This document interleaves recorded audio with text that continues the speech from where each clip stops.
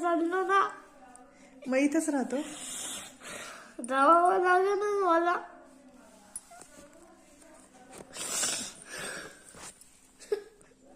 विराज बघा कसा रडतोय आई बाबाच्या घरून जाण्यासाठी.